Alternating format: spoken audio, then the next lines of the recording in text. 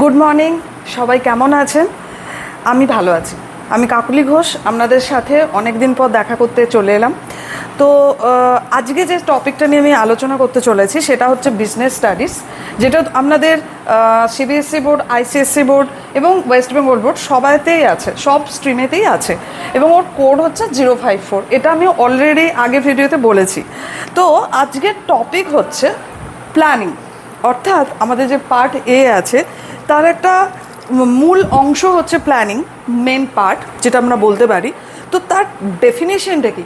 তো প্ল্যানিং যদি আমরা না জানি বা বুঝতে পারি, তো আমাদের অন্য যে টপিকগুলো আছে পরবর্তী আছে যে টপিকগুলো প্ল্যানিংয়ের পর, অর্গানাইজিং, স্টাফিং, ডাইরেক্টিং, কন্ট্রোলিং, এগুলো আমরা কিন্তু কিছুই বলতে পারবো না বা আলোচনা করতে পারবো না। স্পেশালি যারা আমাদের 26-এ যারা হচ্ছে যে বোর্ড এক্সাম দেবে তাদের জন্যই আমার আশা এবং তোমাদের জানানো। তো প্ল্যানিংয়ের মিনিংটা কি? প্ল্যানিং মানে কি? প্ল্যানিং হচ্ছে থিঙ্কিং ইন অ্যাডভান্স, মানে আগে থেকেই আমি ভাবছি। আমরা যে কোনো, যেরকম তোমাদের বোর্ড এক্সামে কীভাবে তোমরা রেজাল্ট করবে, কতটা পার্সেন্টেজ তোমাদের গোল সেটিং আছে, তোমরা ভবিষ্যতে কেউ সিএ বা সিএস বা নর্মাল ব্যাঙ্ক অ্যাকাউন্টেন্ট হবে, তো যেটাই তোমাদের লক্ষ্য আছে তার জন্য এইচএসের যে বোর্ড রেজাল্ট সেটা কিন্তু খুবই গুরুত্বপূর্ণ।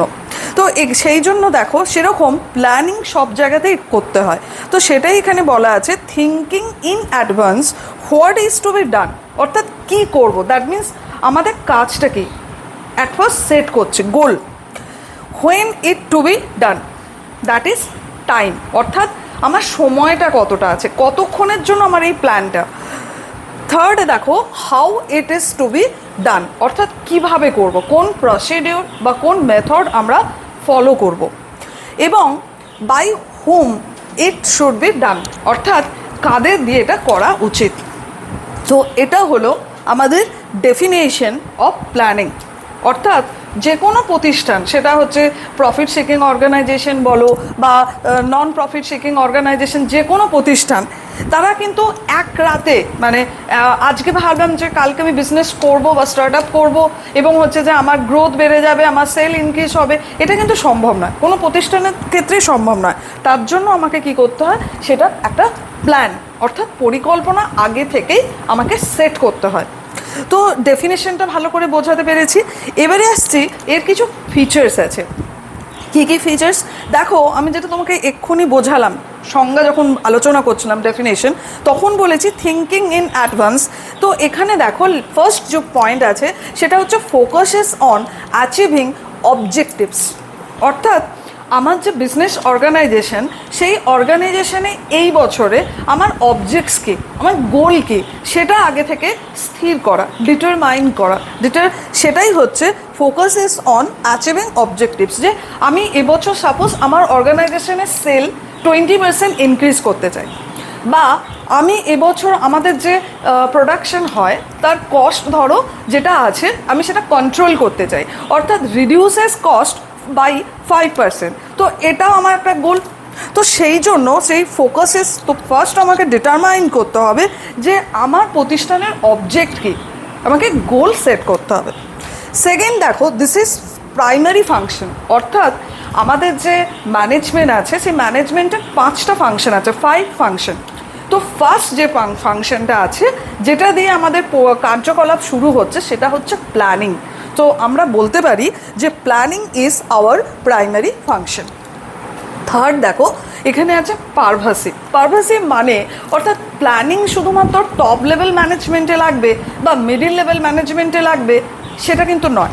Planning all business organisation, all non profit organisation, সব জায়গাতেই প্ল্যানিং লাগে। সমস্ত লেভেল, ম্যানেজমেন্টের যে লেভেল আছে, that is top level, middle level and supervisory level, সব জায়গাতেই কিন্তু আমাদের প্ল্যানিং দরকার। অর্থাৎ প্ল্যান ছাড়া আমরা কোনো কার্যই সুষ্ঠুভাবে সম্পন্ন করতে পারবো না। তো সেই জন্য আমাদের আলাদা আলাদা ইউনিটের ওপর আমি প্ল্যান করতে পারি, আবার আমার সমস্ত লেভেলে আমি কিন্তু প্ল্যান করতে পারি। Fourth point is futuristic or forward looking. Actually ধরো আমাদের যে দুর্গাপুজো এভরি ইয়ার হয়, তো দুর্গাপুজোর যে প্ল্যান, অর্থাৎ আমাদের এবছরে আমাদের টপিক কী, প্রজেক্ট কী, কার ওপরে থিম, মানে যেটার ওপরে আমি পুজোটা করব, বানাতে চলেছি যাতে আমার দর্শনার্থী অনেক বেশি আসে, তো সেটার জন্য আমরা এখন থেকে ভাবি। তো সেই জন্য অনেক আগে থেকে অলরেডি ভাবা শুরু হয়ে গেছে। সেরকম প্রত্যেকটা প্রতিষ্ঠানের বিগিনিং মানে আমরা প্রথমেই স্টার্ট করব যে আমাকে এবছরে আমার কী কী অবজেক্টস আছে, যেটা ফার্স্ট পয়েন্ট। তো সেই অনুযায়ী আমাকে কী কী কাজ করতে হবে। তো এটা হচ্ছে thinking in advance, so that আমরা কি বলতে পারি, this is futuristic or forward looking. Next is continuous. কেন কন্টিনিউয়াস বলেছে? কারণ ধরো এবছর আমি প্ল্যান করলাম এবং একটা সমস্ত কাজ প্ল্যান ওয়াইজ করলাম, তো প্ল্যানিংয়ের যে লাস্ট মানে ম্যানেজমেন্টের যে লাস্ট ফাংশন আছে সেটা হচ্ছে কন্ট্রোলিং।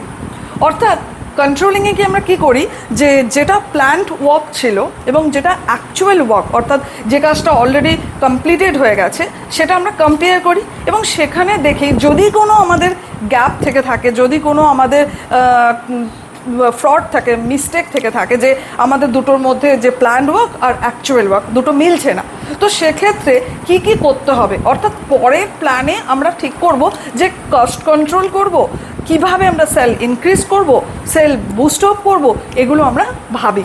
অর্থাৎ প্ল্যানিং এক বছর করলাম, নেক্সট ইয়ার বা তারপর ইয়ার আমরা প্ল্যান করলাম না, তাহলে কিন্তু হবে না। That's why we say planning is continuous. 6 দেখো ডিসিশন মেকিং। অর্থাৎ আমরা প্রথমেই ভাবছি যে প্ল্যানিং আমাদের সেটিং করলাম যে আমাদের অবজেক্টিভস কী, এরপরে সেই ওয়াইজ আমাদের প্রতিটা কাজ সম্পন্ন হচ্ছে।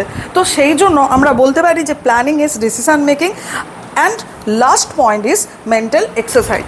অর্থাৎ যেহেতু আমরা পুরোটাই এই যে প্ল্যানিং, এটা তো হাতে কলমে নয়, কাগজে কলমে আমরা করছি। অর্থাৎ যে আমরা আগে থেকে ভাবছি যে ভবিষ্যতে এবছর আমার বিজনেসটাকে কিভাবে গ্রোথ করব, কিভাবে আমি প্রসপারিটি আনবো। তো সেই জন্য planning is thinking in advance. That's why এটা আমাদের মানসিকভাবে এক্সারসাইজ পরিকল্পনা হচ্ছে।